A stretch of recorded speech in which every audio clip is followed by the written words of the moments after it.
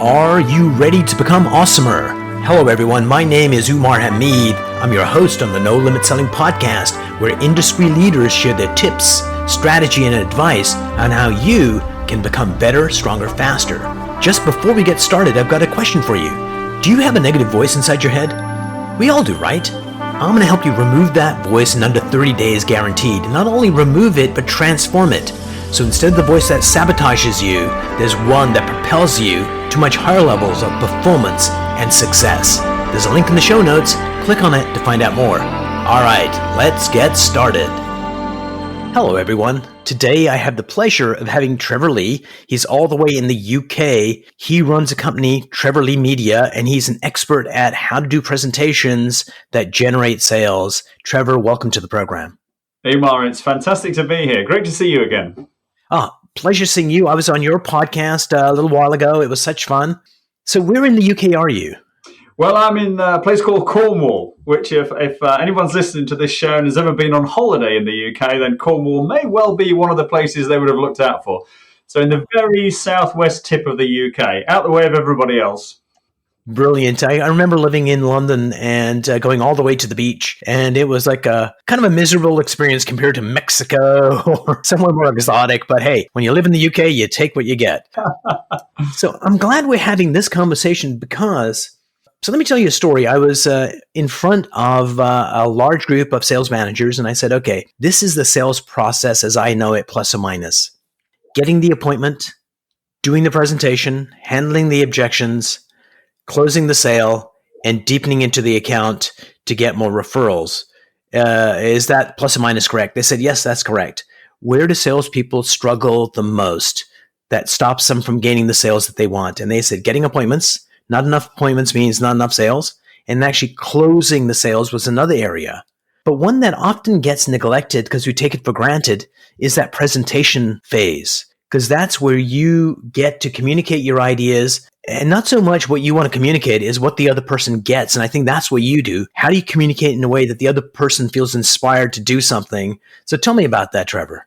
Well, that's a very good point, Umar, because one of the biggest challenges I find with people who doing presentations in any sort of business context is that they have a tendency to put the presentation together for themselves. Yes. Rather than for their audience. So they think, hey, I need to tell them how great I am at this, and I need to stick that in because that makes me feel good about that, and I'm really good at this, so I better mention that. And of course, a lot of the time, the audience don't want to hear all that. They just want to know what's in it for them. And I think that's the big challenge most presenters have.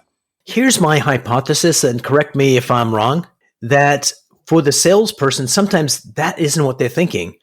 This is the most important thing. This is what the person knows. So they don't even realize that they're self-aggrandizing themselves. They think they're doing it for the benefit of the customer. And that, of course, is not what the customer hears. So how do you help people understand how to craft that presentation? And if you can tell me about a particular client of yours, you can change the name to protect the innocent, kind of what they were presenting before and how you got them to transform. And then we'll break it down so people listening to this podcast realize your mastery. Well, I think Umar, there's a pattern amongst a lot of clients actually, and that is that when I work with them on a presentation, I discover that the first thing they've done is fire up the PowerPoint or the PowerPoint equivalent, and that means they've usually dragged a former presentation onto their screen, and they think, right, okay, I'll just make a few tweaks and I'll change the logo on the front slide, and I'm away. And that is the starting point. So my starting point, because I've got a little model of presenting called the 7 Ps of presenting, and it starts simply with the purpose of your presentation. So why are you presenting? What do you want the outcome to be? What do you want the next steps to be? Those sort of things. And very rarely do I find that, presenters do that. A good example. Trevor, you don't understand. My product and my service is so good. As soon as they just hear a little bit about it, they'll just want me to stop and they'll buy it immediately. And it sounds silly, but somehow we end up believing that, right? My product is so good, they'll want it. You don't understand, Trevor. So how do you get people to really step into the other person's shoe? Well, that is exactly it, Umar, is getting the presenters to think, what is it like to be on the other side of my presentation? And one of the ways I work with people is I say, okay, so if you are in the audience, why is this of interest to you? Why should you be engaged by it? Why should you do something at the end of it? Because all I'm hearing at the moment is how great you are and how many trophies you've won and what a great coffee machine you've got in your office. I'm not hearing what's in it for me. And that's what you've got to do. You've really got to switch sides and put yourself in the audience for your presentation and then see if it works. So, Trevor, where were you when I needed you? So, I've started dating again, and I'm going to these dates, and I'm starting off with, I'm amazing, I'm fantastic, I have this great cat. And dates leave. They go to the bathroom, and they leave out the back door. So when you phrase it like that, if you were going on a date and you just told people how awesome you were for the first 10 minutes, they'd want to kill themselves or you or leave. So, yeah, you need to know what the outcome is and how do you step into the other person's shoes. What's the next P?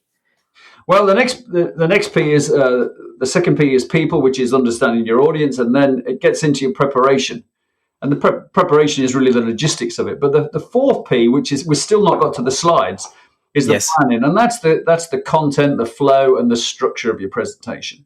Because you want your presentation to feel like it's not a series of slides that are just hacked together. If you're using slides, which the vast majority of people do, as we know, it has to kind of tell that story. Make people feel as though they're part of that story and they're going on that journey with you. And then when you get to the end of the journey, they go, yeah, this is right. This is what I need. This is, I'm ready to go. I want you to work with me. I want to buy your product or your service or whatever it is. So it is that. And I think a lot of people who do presentations, they don't get that bit. That's what I find when I work with most of them. They just don't get that. They feel that a presentation is all about a series of slides and you just throwing people stuff and hope it sticks. And then they wonder why it doesn't work. And it's like they need to know this. I was reading a book, actually a few books around Steve Jobs. And all the books are about how amazing he is, how fantastic he is. And there was this one book by his ad agency. And they had given this anecdote in the book, which I found really revealing, is that they were trying to market this new product for Apple. And Steve was saying, no, you don't understand. We need to let people know that it does these 5 things. It's critical in the ads that they know it does A, B, C, D, E. And the marketing guy said, no, Steve, that doesn't make sense. We need to focus on one idea. No, they need 5. So the guy finally gives up and he gets a piece of paper and he crumples it up and he says, Steve, catch. And he throws it to Steve and Steve catches it and throws it back. Then he crumples up another 4 pieces of paper, gets all 5 and says, Steve, catch, and sends all 5 to him. And he doesn't catch any one of them. And so just really drove it home that one idea is what you need to focus on. So as they're preparing for the slides, what's that one idea you want them to communicate? Does it differ from presentation to presentation? Or how do you cross that bridge? Well, I think it will. I think it will differ. I mean, I would normally say on that context, don't go with more than 3 core messages within your presentation. Yes, because if you get beyond 3, like you say, you people, and very often, of course, one of the big challenges is that, as I said at the beginning, people kind of have this what you might call the kitchen sink approach. They want to throw everything in there. Let it all in there. Everything I do, I've got to get into my 10-minute presentation. But if you can narrow it down to one key thing, and that goes back to the purpose, Umar. What is it you want to achieve at the end of the presentation? What's your key goal? And whatever that is, then what do you need to put in your presentation to give you the best chance of achieving it? And everything else needs getting rid of. And that's why a big skill of being a presenter is when you're planning is to be a ruthless editor, as I would call it. Chop out all the stuff that really doesn't work. I mean, it might be great stuff, but it doesn't need to be there. And that's why you need a coach. That's why you need someone like you, because it's so hard to do it yourself because it's your Kool-Aid, it's your baby. You think your baby's beautiful. And while somebody else might say, you better put a mask on that. So editing is difficult. So tell me, you've not been doing this business for your entire lifetime. So when you first started saying, hey, I'm going to help you with your presentations, what was your message back then? And what's your message now when you communicate with people and you have a chance to talk to them about your what you do? Has that message changed? Have you honed it to be more precise?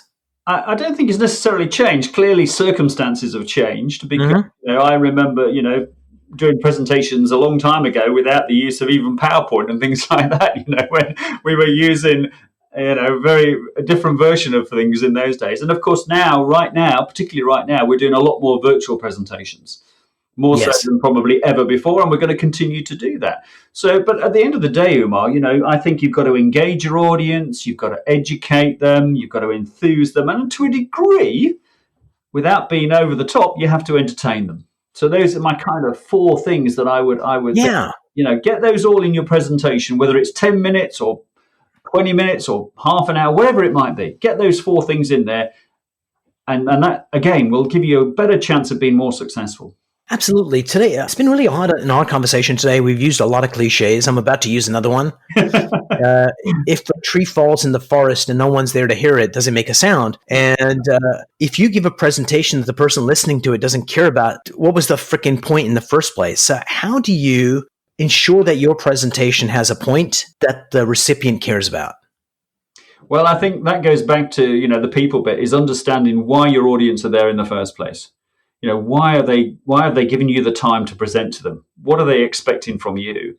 You've got to really suss that out. And of course, you can find that out. You can do your research. You can tell people about it in advance. But you've got to make sure that you then deliver. I'll tell you a little story myself. When I went to a business event some years ago, and a guy was listed to do a half-an-hour presentation on how to shoot video on your phone. And at the time, it was a relatively new thing. And I thought, yeah, great, I'm going to that. So I went along, sat down.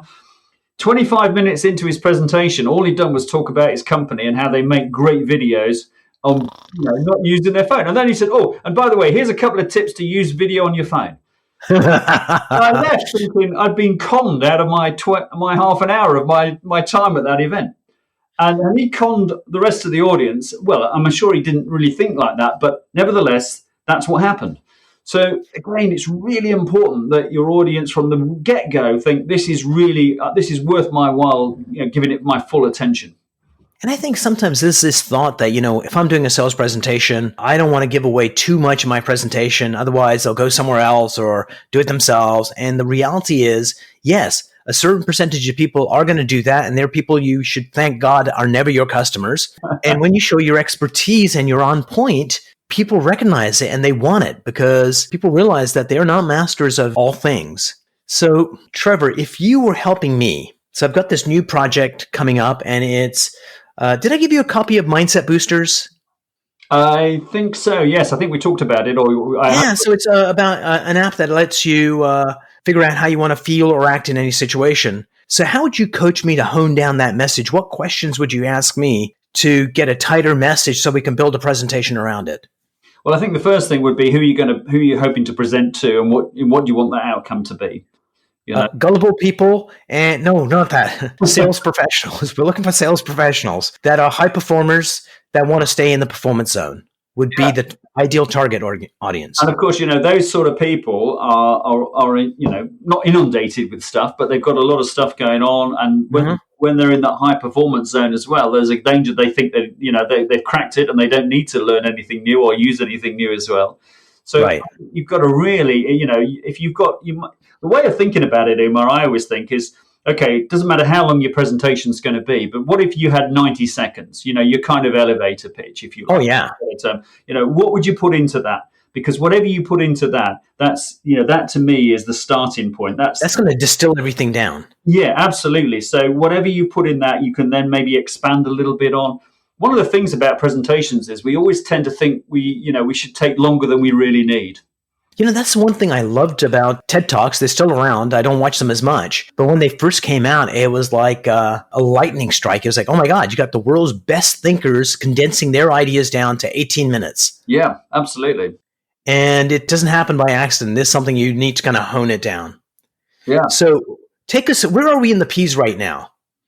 Well, we've worked our way through the purpose, the people, the preparation, which is all the logistics, the planning bit. If you're going to use slides, which is PowerPoint, which is the fifth P, then just my advice is, no one wants to cause death by PowerPoint, do they? If they can help it. But we've all suffered it, haven't we, over the years? Well, we've all suffered it a lot, probably.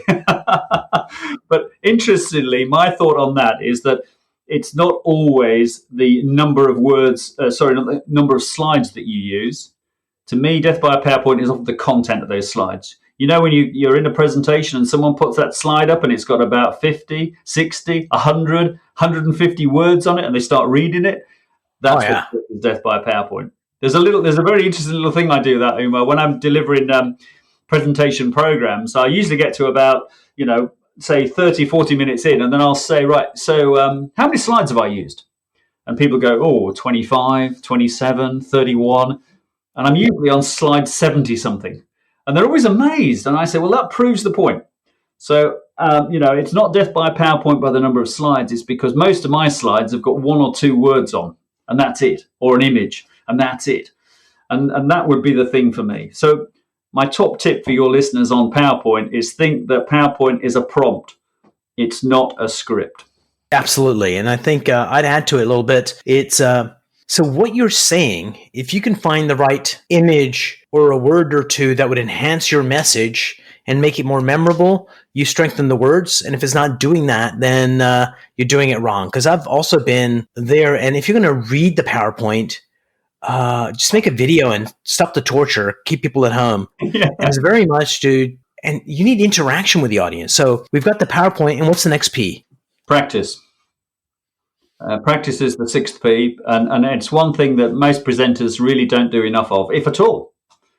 And the top tip I can give your listeners for practice, Umar, is that if you've got whatever time you've got to deliver your presentation in, when you're practicing, take it no more than 80 to 85% of that time. So let's say 20-minute presentation. When you practice, deliver it in 16 or 17. Because if you do the full 20 in practice, I'll guarantee you'll be over the time in real. Oh, that's a really good tip. And by the way, dear listeners, since you need to practice, find family members you don't like and trap them and present to them. It serves two purposes. So yeah, practicing is really, really important. Like this morning I was playing squash and there was a guy in another court just practicing by himself. Maneuvers that he's going to do in his match, and he was just doing it for like 40 minutes doing those practices, and I was like, I wish I had that discipline, but there's a reason why he's like a freaking amazing player, and I embarrass the entire world of squash with my play. It takes dedication to be good at it. Well, it does. It does. You know what's amazing is this, when you see someone that is a total master of their craft, they become so good that they give you the illusion that what they did was effortless. And you kind of go, I could do that. And when you go to do it, you realize, no freaking way. This is way harder than I thought. But when you get that level of mastery, you make it look easy. And that's, I think, what we need to strive for. It is. And, we've all seen presenters in action. And it looks as though they've got no notes sometimes or very few notes. It's effortless. It all flows very neatly. And it looks as though they're almost winging it. But, of course, we know that they've practiced it a lot. So one of the things I do is I know that I want to do the overall message is this. I've got 3 points to bolster my message. And for each point, I got a story. And what I remember is, what's the opening of the story? The opening of the story is, you wouldn't believe this. And I go into the story, and the exit is one line that I know for sure, and it exits on, and that's how you can become amazing at squash. Because the very next story, their opening line links in perfectly. Yeah. And in the middle of the story, I can meander if I want. And people think I memorized the whole thing. And it's just a trick of just openings and beginnings are locked in. Everything else lets me flow a little bit to sense the audience what they need. Thoughts on that? Absolutely. Yeah, I think that's right. And I think that within that structure, because I always say to people, make sure within your structure of your presentation, you don't take up, more than about 70% with your core messages. You've got to have a good start and a kind of what I would call a big finish. Because, if you think about it, the start is when people are making their minds up about you. Yes. Worth me listening. And the finish is when you're trying to persuade them or, to do something about it. So actually, the bit in the middle, I think we get the wrong way around in terms of how important it is. Sometimes the bit in the middle is not the most important thing. It's the forgotten. The fastest. Yeah. And very often presenters put all the emphasis on the bit in the middle. They have a poor start, and sometimes they don't even have a finish at all. So get that start and finish right. That's what I would say. So what are your thoughts on, because neuroscience proves that, it's the opening and the closing are what people remember most. So do you link the two so you kind of hammer home that message on the opening and the ending? Yeah. I mean, if you Google, how to do a presentation, Umar, you'll probably come up with something called the 3 tell-thems, which has been knocking around for about 100,000 years, where, you tell them what you're going to tell them, which is the start. You tell them your core bit in the middle, and you tell them what you've told them. So you've got 3 opportunities to get your, the whole emphasis of the core message that wraps around it all. So, if I was starting a presentation, I would say, so over the next 15 minutes, I'm going to share with you 3 top ideas that will help you grow your sales or something like that. Yeah. So, I'm getting everything in that beginning. So, it's going to be 15 minutes. You're in for 3 top ideas. So hopefully you're thinking, great, what are those? And then at the end, I would say, so those top 3 ideas, let me just remind you of what they were. da, da, da. And this is now what I want you to do next. Ah, brilliant. So we're at the practice P. What's the next P? Is that the last P? The last one is performance, which is the delivery of your presentation. Yes. And when I first created this model, I had practice and performance the other way around. But I realized you need to practice, obviously, before you go out and deliver the performance. And when I use the word performance, people get a bit worried and they say, "Whoa, crikey!" Because people, we all know that there's a lot of people who fear presenting, even if they do it virtually. So my thought is that you're not looking to win an Oscar. You're looking to deliver your presentation and get a sale. Be the best of you. Now, I picked that up from somebody else. I can't remember who years ago. But just be the best of yourself for however long you've got, and enjoy it. Because if you enjoy delivering your presentation, that will rub off on your audience. If you sort of stand there and you're looking as though and feeling as though you just can't wait for this to finish, then that's going to have a kind of negative vibe on your audience. So you've got absolutely, and you know all about this with the mindset. You've got to get in that zone, haven't you? And I remember when you came on my podcast, you talked about being an A player more than just 5% of the time. Well, in this case, I want you to be an A player when you're delivering your presentation, and then actually, if you're going to be a B player, well, be it the rest of the time, but not when you're doing your presentation. That's when you've got to be an A player.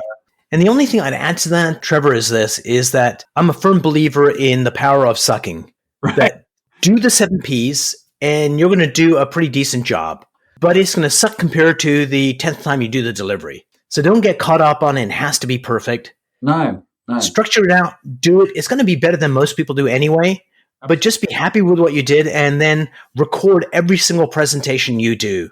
Record, and then you can listen back to it. And if you got a coach, if you're using Trevor as your coach, listen back to it together and Trevor will say, "Oh, you did really well here. Over here, what happened there?" And then you workshop it rather than coming back to Trevor saying, "Oh yeah, it went pretty well," and then it kind of went sideways. Where kind of I don't know. Record. Absolutely, yeah. Because I think one of the challenges for everything we do in business, Umar, is having that motivation to keep getting better at everything that we do, no matter how long we've been doing it. And one of the challenges with working with presenters is that they're the CEO of the company. They've been delivering presentations of a sort for 20, 30 years, and they just think they can turn up and deliver it and it'll be great. Yeah. And of course, everyone in their company says, "Oh, that was great. That was brilliant," when it isn't. That's a perfect time to end our conversation together. Trevor, thanks so much for sharing the 7 Ps. It kind of makes me want to go pee. No, it doesn't. Only kidding. Thanks for being on the show. Umar, it's been terrific. Thank you very much for inviting me.